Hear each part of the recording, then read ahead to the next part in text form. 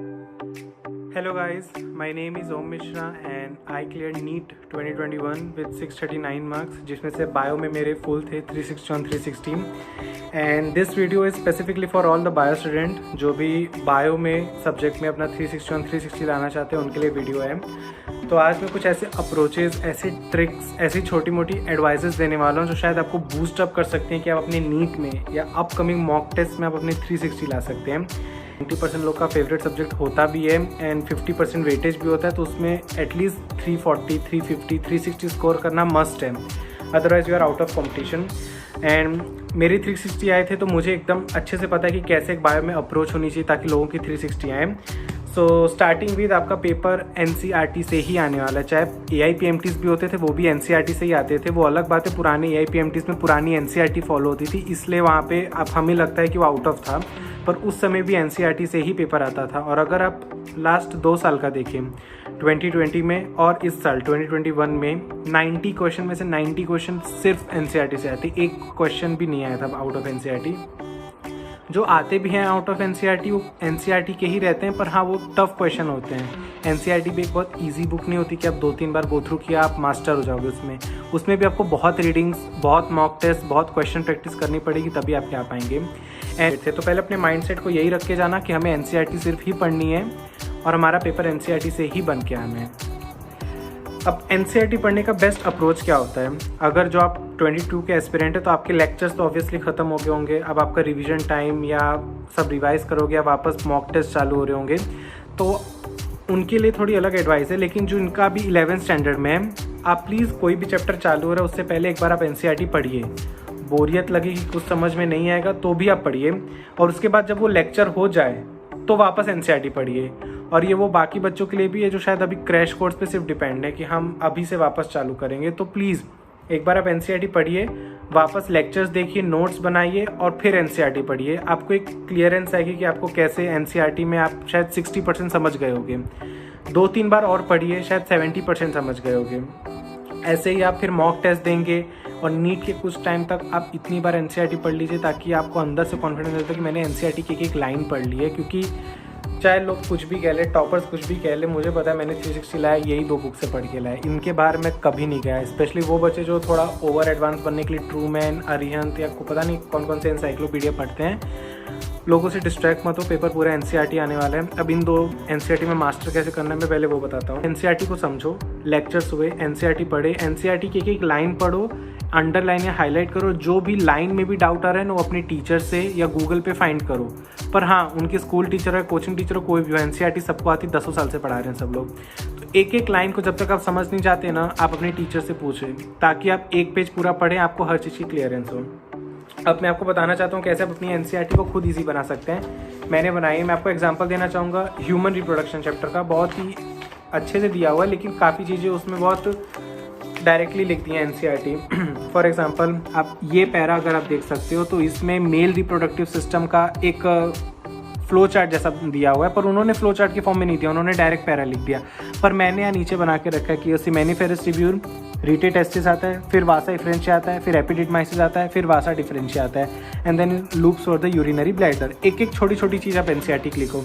आप देख सकते हो मैंने यहाँ पे रैंकिंग भी कर दी है, सबसे पहले 1, फिर 2, फिर 3, फिर 4, ताकि आप डायग्राम भी पढ़ो ना, लेबलिंग भी आए या आपका फ्लो चार्ट के फॉर्म में आए, आप दोनों कर सको। ओके, एंड ये छोटी मोटी चीज़ें जैसे यहाँ पे लिखा हुआ है कि एक टेस्टिस में 250 लोब्यूल्स होते हैं, तो आप प्लीज़ 2 टेस्टिस का भी कैलकुलेट करके रखो। मे भी इस साल क्वेश्चन आ जाए कि बोथ द टेस्टिस में टोटल लोब्यूल्स कितने होते हैं, लोग 250 टिक करके आ जाएंगे। पर एनसीईआरटी ने स्पेसिफाई मेंशन किया है कि एक टेस्टिस में 250 होता है, 2 टेस्टिस का मिला तो 500। ये छोटी मोटी चीज़ें हैं, इसलिए हम इसे कॉम्पिटिटिव एग्जाम बोलते हैं। फिर आप जैसे ये फीमेल रिप्रोडक्टिव का डायग्राम है, आप सभी जानते होंगे। जैसे एनसीईआरटी के कीवर्ड्स होते हैं, आजकल पेपर में डायरेक्ट कीवर्ड्स आ रहे हैं। तो जैसे एनसीईआरटी ने इस्थेस्मस के बारे में narrow lumen and joins the uterus, तो मैंने प्लस का साइन लगा के 2 कीवर्ड्स जो यहाँ पे थे वो बार पैराग्राफ के फॉर्म में रीड करने की आपको ज़रूरत नहीं है। ऐसे मैंने इस डायग्राम में जितना मैंने सब यहाँ पे लिख दिया है, कुछ भी ऐसा नहीं मैंने छोड़ा है। एंड तो ऐसे ही मैं बता रहा हूँ कैसे छोटे मोटे फ्लो चार्ट बनाए ताकि आपके लिए ईजी रहे। अगेन एक बहुत टफ चीज़ आती है, ये मेमोरी ग्लैंड। ये वाला जो पार्ट है ये लोग एज इट इज़ जितनी बार भी पढ़ लें, ये सीक्वेंस पैराग्राफ रीड करने से आपको नहीं पता चलेगा, ये आपको अलग से बनाना पड़ेगा। जैसे मैंने बनाया है कि पहले आता है आपका मेमोरी लोब्स, फिर एल्वियोलाई, फिर ट्यूब्यूल्स, फिर डक्ट, फिर लेक्टिसिफेरस डक्ट, फिर एम्प्यूला, ये फिर एम्प्यूला, फिर लेक्टिसिफेरस डक्ट। ये आपको ऐसा बनाना पड़ेगा। आप ये पैराग्राफ जितनी बार भी रीड कर लोगे आपको ये सीक्वेंस नहीं याद हो जाने वाला, क्योंकि टर्म्स एक जैसे हैं, कन्फ्यूजन हो जाती है। और आपको पता अगर आप मॉक टेस्ट देते हो तो कितना कन्फ्यूजन होता है ऐसे क्वेश्चनों में। तो अपनी एनसीईआरटी को सिंप्लीफाई करने के लिए उसमें हाइलाइटर्स थोड़े यूज़ करो या ऐसे फ्लो चार्ट बनाओ, स्टिकी नोट्स का यूज़ करो। तो ये एक अप्रोच हो सकता है जो आप अभी भी नहीं किए हो तो प्लीज़ करो। सबसे पहले एनसीईआरटी को समझो, प्रोसेस दिया हुआ है समझो। क्रेब्स साइकिल अगर एनसीईआरटी में दिया है, जितना दिया एज इट इज़ आप रट लोगे, कोई फ़ायदा नहीं होगा। आप याद करो 2020 में क्वेश्चन आया था, how many substrate level phosphorylation occurs in one cycle of Krebs. तो अगर आपको एक एक टर्म का मतलब पता होगा तभी आप क्वेश्चन सॉल्व कर पाओगे। मैं रट के गया था 2020 में, मेरे सिर्फ 280 आए थे बायो में। ऑब्वियसली जनरल के लिए 280 बायो में मतलब एक बहुत आप रेस से पीछे हो। तो आप प्लीज़ प्रोसेस को समझ लीजिए। जैसे ग्लाइकोलिसिस है, पहले ग्लाइकोलिसिस प्रोसेस समझिए, फिर एनसीईआरटी के ये सब चीज़ों पे आई कि अब आपको एनसीईआरटी को लर्न भी करना है। तीसरा पॉइंट मैं बताना चाहूँगा समरी के लिए। समरी बहुत इंपॉर्टेंट होती है, बहुत लोग समरी को रिजेक्ट करते हैं। अभी मैं आपको समरी से ऐसे ऐसे क्वेश्चन उठा के बता सकता हूँ कि शायद 90 क्वेश्चंस बन जाए पूरे नीट पेपर के, और मैं कह सकता हूँ 50% पब्लिक नहीं कर पाएगी। फॉर एग्जाम्पल मैं ह्यूमन रिप्रोडक्शन की बात बताऊँ तो ह्यूमन रिप्रोडक्शन में यहाँ पे पार्चुएशन में 3 हार्मोन का इंपॉर्टेंस दिया गया है, cortisol, estrogen and oxytocin. Oxytocin तो यहाँ मेन कंटेंट में भी दिया हुआ है, लेकिन अबाउट कॉर्टिसोल एंड एस्ट्रोजन वो वहाँ नहीं दिया हुआ है, यहाँ पे दिया हुआ है। तो ऐसे जैसे मैं आपको स्ट्रोक वॉल्यूम का दूसरा नाम पता होना चाहिए। तो जिनको नहीं पता आपको आईना दिखा रहा हूँ, स्ट्रोक वॉल्यूम का यहाँ दूसरा नाम दिया हुआ है बीट वॉल्यूम। ये आप किस साल के एनसीईआरटी में आ सकता है, आपको नहीं पता होगा, आप कहोगे कि आउट ऑफ एनसीईआरटी था, लेकिन ये आउट ऑफ एनसीईआरटी नहीं था। एक प्रीवियस ईयर एम्स क्वेश्चन था, मैं आपको बताना चाहूँगा। फिल्ट्रेशन कैसा प्रोसेस होता है, सिलेक्टिव या नॉन सिलेक्टिव। हम सबको पता है फिल्ट्रेशन नॉन सिलेक्टिव होता है। किस टर्म में, मतलब वो साइज़ के बेस पे चीज़ों को डिफ्रेंशिएट करता है, वो सिलेक्ट नहीं करता मुझे इसको लेना है इसको नहीं। तो ये एनसीईआरटी की लाइन है, filtration is a non selective process.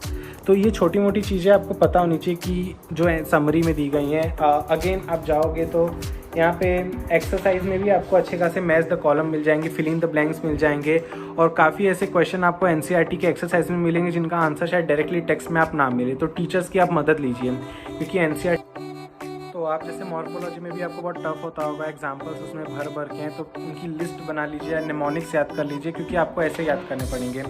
मैं आपको कुछ अपने एग्जांपल बता सकता हूँ। जैसे अगर आपको ये वायरॉइड्स और प्राइन वाला चैप्टर पता है, हर साल इससे क्वेश्चन आना पक्का ही है। तो मैंने यहाँ पे वायरॉइड्स कैटेगरी की जितनी की टर्म्स है वायरॉइड्स के बारे में मैंने यहाँ पे सारे लिख दिए। ऐसे आपको करना है। ये अब मैं आपको थोड़ा शॉर्ट नोट्स के बारे में बताना चाहता हूँ। अगर आप एक अच्छे कोचिंग में, अगर जैसे LN आकाश या कोई भी अच्छी कोचिंग में, तो वो लोग मे भी आपको माइंड मैप्स दें, लेकिन आप नहीं हैं और आपकी प्रिपरेशन कंप्लीट हो चुकी है, आपसे मॉक टेस्ट दे रहे हो, तो मेरा एडवाइस है आपके लिए, कंपलसरी एडवाइस है कि प्लीज़ शॉर्ट नोट्स बनाइए।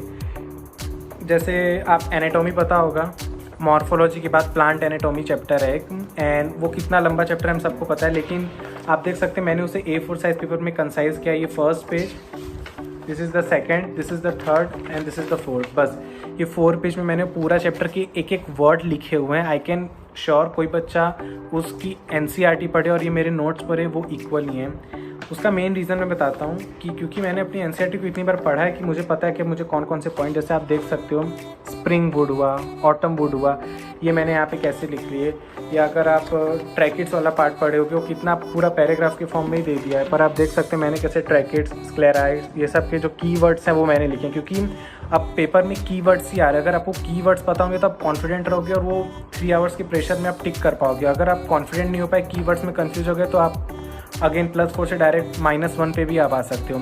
तो अगर आपका पोर्शन हो गया है, आपने अच्छे से चैप्टर कर लिया, अब सिर्फ मॉक टेस्ट दे रहे हो, तो प्लीज़ शॉर्ट नोट्स बनाओ। और अगर नहीं किए तो सबसे पहले यूट्यूब पे जाओ, बहुत लेक्चर्स हैं अच्छे अच्छे, या कोचिंग के अपने लेक्चर्स अटेंड करो और पहले एनसीईआरटी को समझो, उसके बाद करना। There is one more point I want to draw your attention कि एमसीक्यूज सॉल्विंग प्रैक्टिस बहुत ज़रूरी है। अब सिर्फ कंटिन्यू बायो में एनसीईआरटी बार बार पढ़ो, वो अच्छा नहीं होगा। आप मॉक टेस्ट दे रहे हो वो सही है, लेकिन अगर अभी आपके मॉक टेस्ट कंटिन्यूस वाले चालू नहीं हुए और आपके पास एक डिसेंट अमाउंट ऑफ टाइम है, आप बायो में और अपग्रेड करना चाहते हो, तो प्लीज़ कोई भी चैप्टर पढ़ने के बाद आप NCERT ओरिएंटेड क्वेश्चन करो, उसके बाद अपने PYQs करो। ये 2 टाइप के क्वेश्चन करना बहुत ज़रूरी है। अगर आपके पास कोई बुक नहीं है जिसमें NCERT ओरिएंटेड क्वेश्चन हो, या आपकी मॉड्यूल्स में सिर्फ मॉड्यूल का ही कंटेंट है, तो प्लीज़ आप एक डॉक्टर अली नाम करके बुक है, बहुत फेमस बुक है। आई थिंक ऑलमोस्ट सब नीट एस्पिरेंट वो यूज़ करते हैं, क्योंकि उन्होंने एक एक लाइन से क्वेश्चन एक्सट्रैक्ट किया और वो आपको सच में जज करेगा। आप अपने आप को खुद जज कर सकते हो कितनी बार मैंने NCERT पढ़ी है या नहीं पढ़ी है, और कितने अच्छे से मैंने पढ़ी है। तो प्लीज़ डॉक्टर अली बुक ज़रूर लीजिए अगर आपके पास नहीं है। और अगर आपके पास NCERT ओरिएंटेड क्वेश्चन नहीं है, अगर कोई सोर्स से आपको मिल रहा है, then it's fine. And previous year question करना भी बहुत ज़रूरी है। प्रीवियस ईयर क्वेश्चन करके भी आपको पता चल जाएगा आपका लेवल क्या। अगर आपसे प्रीवियस ईयर क्वेश्चन हो रहे हैं, मतलब आपकी प्रिपरेशन एक सही लेवल पे जा रही है, और अगर नहीं हो रही, इसका मतलब आपको और अपग्रेड करने की ज़रूरत है। Till then please subscribe to my channel and smash the like button.